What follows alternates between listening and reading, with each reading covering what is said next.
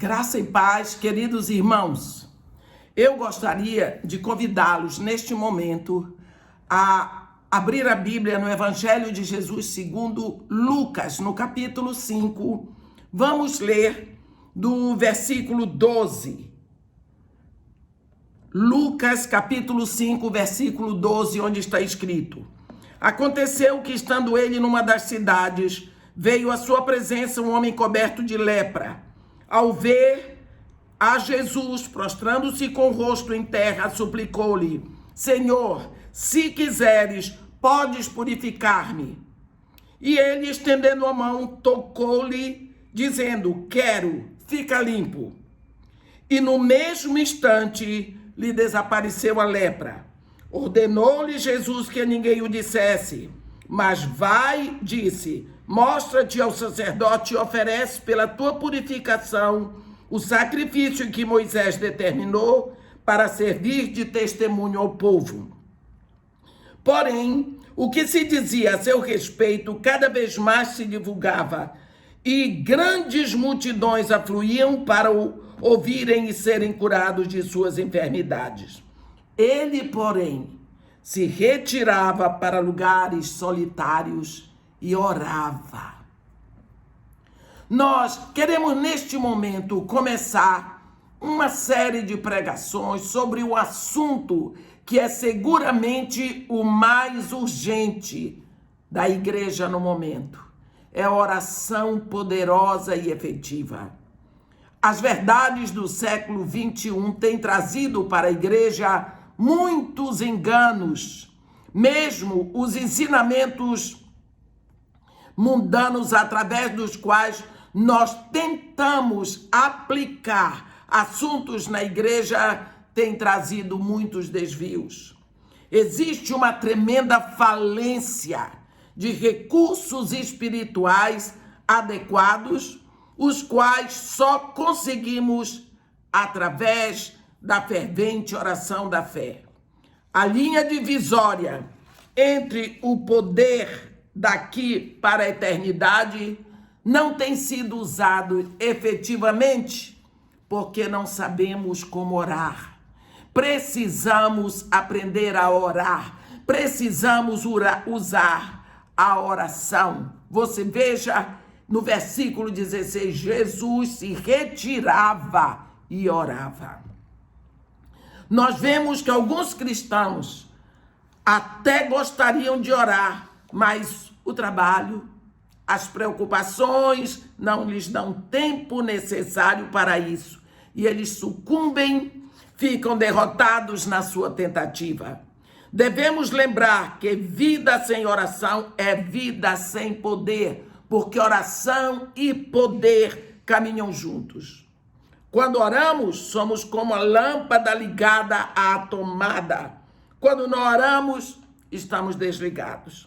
Uma das coisas que Deus quer fazer conosco é nos levar a vencer a fraqueza que nos impede de ficar no lugar de oração.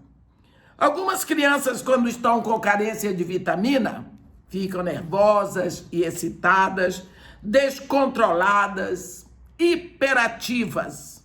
Há muitos cristãos assim mesmo, caminhando pela vida não com a calma, segurança do senhorio espiritual, mas com a histeria de nervos que precisam de vitaminas espirituais, que só podem ser recebidas através de um canal chamado oração. A oração é o cordão umbilical entre o homem e Deus.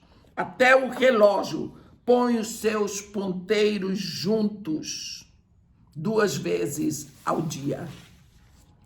Nós vamos ver no Salmo 27, no versículo 8, quando está escrito: Ao meu coração me ocorre, buscai a minha presença, buscarei, pois, Senhor, a tua presença.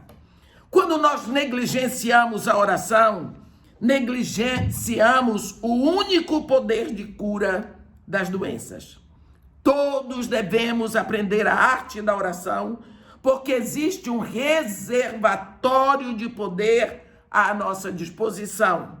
A primeira razão para nós aprendermos a arte da oração é para conhecermos mais a Deus. A oração não é apenas o exercício ou disciplina, a oração é arte. E a perícia na arte se consegue com dedicação e empenho. Alguém seria muito ingênuo em querer tocar bem um instrumento sem praticá-lo, não é? Alguém seria muito ingênuo em querer ser campeão de natação sem praticar todos os dias. Assim, na arte, nós precisamos de empenho, precisamos gastar tempo. Assim, nós vemos que continuamos a dizer que oração é uma arte. Nós vivemos num universo muito aberto. Tudo que é certo parece possível.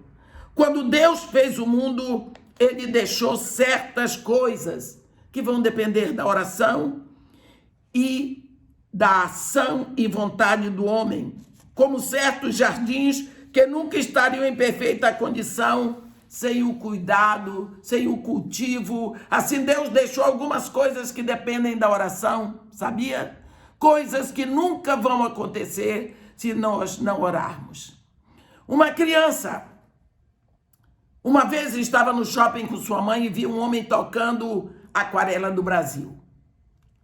Numa gaita de boca. Pense bem, o menino pediu tanto que a mãe comprou a gaita para ele. Ao chegar em casa, ele abriu o pacote e começou a soprar. Depois de 1 ou 2 minutos, ele foi correndo, chorando para a mãe dizer: na minha gaita não tem Aquarela do Brasil. Seremos tão bobos quanto esse menino se crermos que podemos ter grandes resultados sem a prática da oração. Eu não estou negando que numa emergência, um telegrama para o céu traga resultado. Lógico que traz. Deus se apressa em socorrer o grito desesperado de seus filhos. O que eu quero deixar bem claro é que é para adquirir destreza, proeza em oração, para nos emergir nesse imenso potencial e receber as maravilhas, os benefícios do seu uso, temos que colocar seus princípios em prática e gastar tempo aprendendo a arte da oração. Lá, não há nada que efetivamente substitua a oração. Em outras palavras, a oração é insubstituível. Não há substituto. Um pastor me contou como ele parou de orar.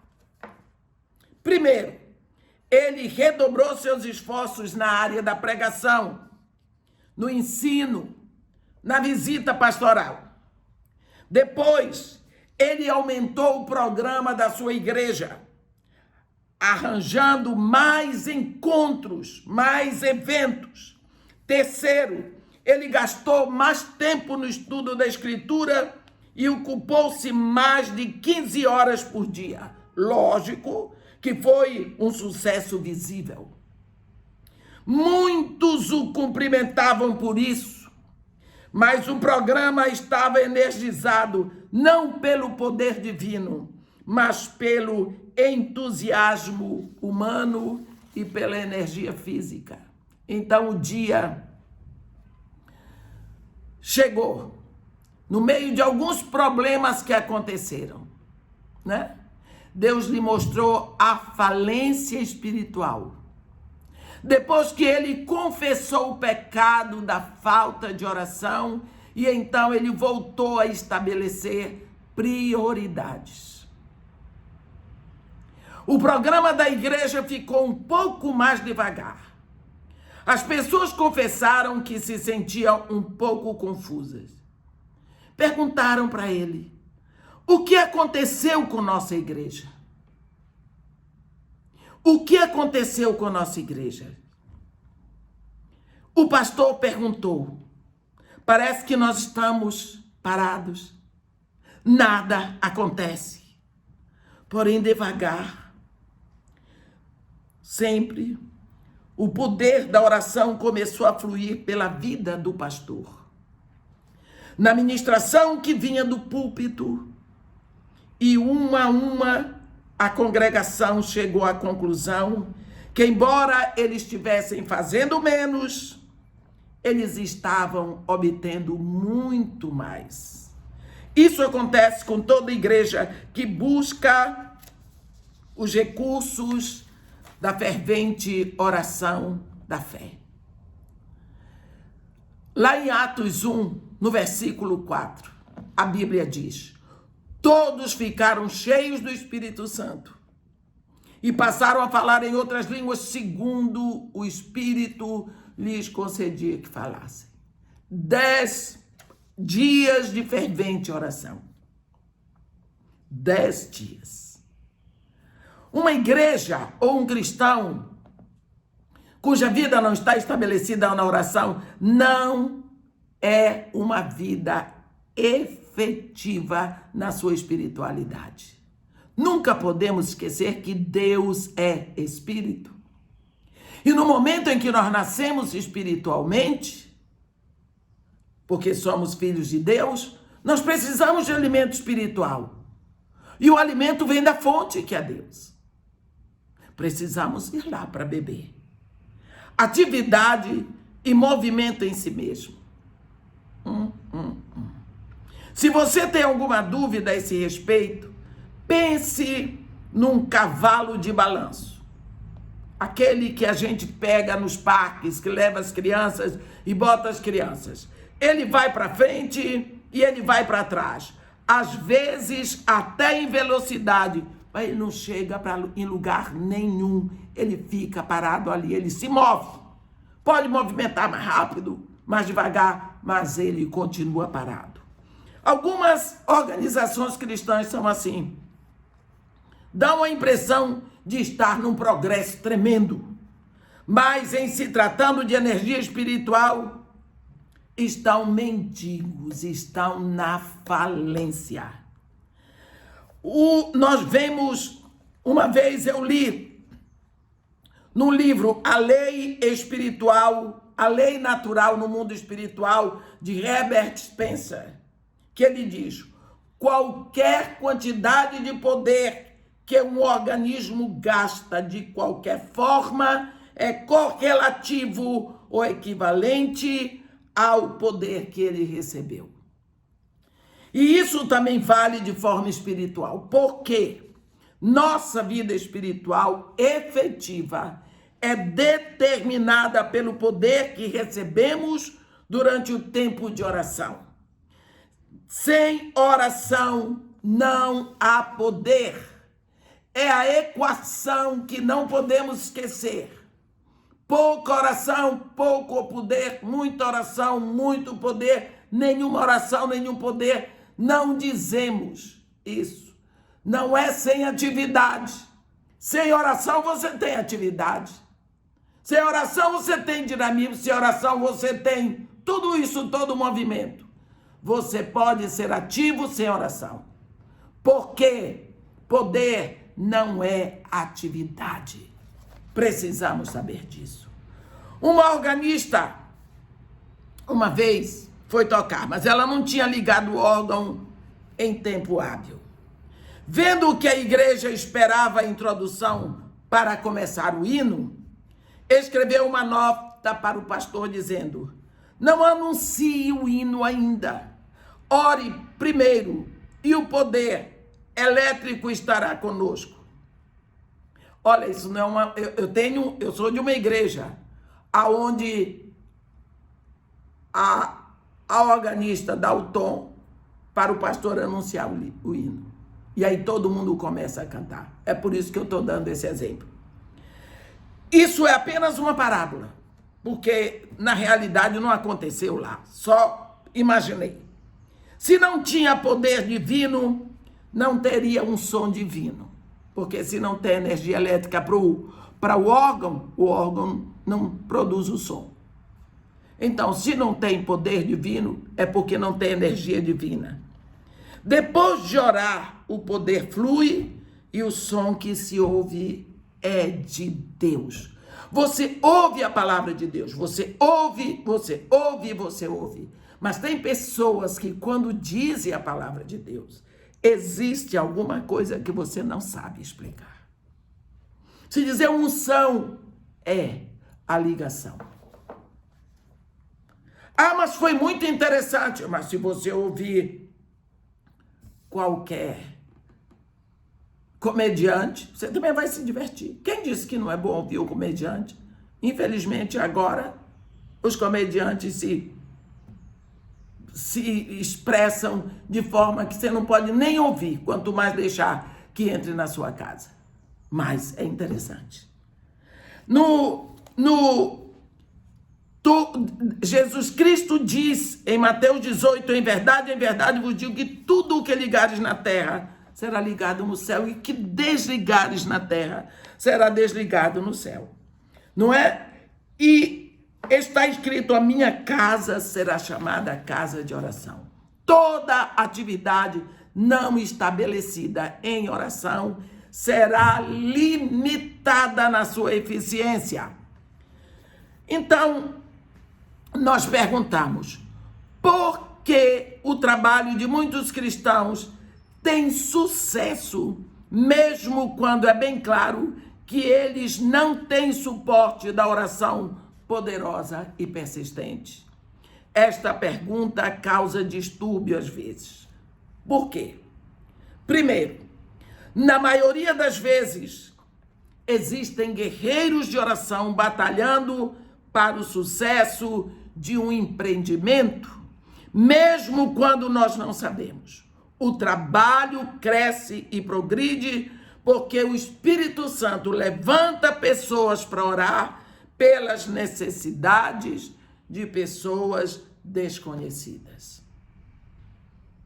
Quantas pessoas têm orado por mim? Pessoas que eu nunca vi, pessoas que eu não conheço, certamente não vou conhecer. Eu tive a Covid, quando descobri estava no fim. Quantas pessoas oram pela minha saúde, porque me veem velha? O que mais as pessoas me diziam hoje: olha, eu estou orando para que Deus prolongue os seus dias, porque ninguém dizia isso para mim quando eu tinha 40 anos. Mas agora o que mais eu vejo: para que Deus prolongue os seus dias, para que Deus lhe dê saúde, e tudo mais. Por quê? Tão velho, está perto de morrer. Então, como essas pessoas, existem aquelas que eu não vejo, que eu não ouço, mas estão orando por mim. Alguns aspectos do trabalho cristão só chegam ao sucesso depois que houve muita oração, muitos anos antes, e até não estão mais orando agora. Mas a vitória espiritual já está garantida. Eu costumo dizer: tem oração na poupança. É a gravidez que leva muitos meses para trazer um filho à luz. Eu acredito na lei do capital espiritual. O povo ora, depositando espiritualmente numa área, numa comunidade, e a influência das suas orações continuam por longo tempo depois que esse povo já se foi. E a misericórdia e a graça de Deus, em algumas situações, Deus continua derramando sua bênção por um tempo, embora as pessoas não estejam ativamente buscando os recursos da oração, a fim de lhes dar tempo e oportunidade para se arrependerem, confessar e reavaliar a necessidade de retornar ao campo da oração da fé. É algo que Deus está nos dando esse tempo agora. Durante essa quarentena, você tem tempo de reavaliar como está a sua vida de oração. A Bíblia diz: buscai ao Senhor enquanto se pode achar. Buscai-o enquanto está por perto. É tempo que nós temos agora para reavaliar a nossa vida de oração. Não é? Nós vamos ver agora alguns questionamentos que vêm à nossa mente quando decidimos começar uma vida de oração. Começamos com algumas perguntas assim: se Deus é onisciente, não precisa lhe dizer o que se passa no meu coração? E se Ele nos ama tanto, Ele vai nos suprir sem precisar ficar insistindo. Por que temos que orar tanto? Essa pergunta, lógico, vem de uma visão confusa e desordenada do que é oração. É claro, porque Deus nos ama. Ele organiza eventos na nossa vida que trabalham para o nosso bem, mesmo que oremos ou não. Mas existe uma vasta área da vida em que as coisas não vão acontecer, a menos que oremos. Pode até ser que você se surpreenda com o que eu vou dizer agora, mas preste atenção. Deus nos deu a liberdade de mudar, de afetar o curso de alguns eventos no seu universo, pelas nossas orações. Lembra de Josué mandando o sol parar, mandando a lua parar? Ouvi outro dia alguém dizer que se o sol tivesse parado, tinha tido uma catástrofe no universo, porque o sol sozinho e a lua parando e o resto do universo em movimento. Então chegaram à conclusão que Deus parou o universo todinho por causa da oração de Josué. Eu acredito. O grande escritor C.S. Lewis uma vez comparou a história a um filme onde o cenário e o esforço geral são fixados, estabelecidos pelo escritor, mas algumas coisas são deixadas para os atores improvisar. Esse filme, o autor do filme dá a linha, mas os atores podem improvisar. É mais ou menos assim que Deus deixou o seu universo. Deus organizou de antemão coisas que iriam acontecer, claro, mas acima de tudo existem aquelas que só acontecerão se nós orarmos. Reavivamento é uma dessas coisas. O nosso texto que acabamos de ler é uma dessas coisas. Se meu povo, que se chama pelo meu nome, se humilhar, orar, buscar a minha face, se arrepender dos seus maus caminhos, eu ouvirei do céu. Perdoarei os seus pecados, sararei a sua terra. Estarão abertos os meus olhos e atentos os meus ouvidos à oração que se faz nesse lugar. Está lá em 2 Crônicas 7, no versículo 14. Olha, até uma criança sabe o significado desse se, dessa condicional. Sabe que é uma condicional. Se o meu povo, Deus está dizendo que se orarmos, Ele ouvirá. Será que está claro para nós a necessidade de orar, de desenvolver essa arte? Eu não estou dizendo que toda arte dá prazer. Eu estou dizendo que o prazer é nós vencermos essa nossa preguiça e compreendermos que nós fomos criados à imagem e semelhança de Deus e só funcionaremos bem quando estivermos conectados. Amém? Que Deus nos abençoe e nos guarde, que faça resplandecer o seu rosto sobre nós e tenha misericórdia de todos nós. Amém.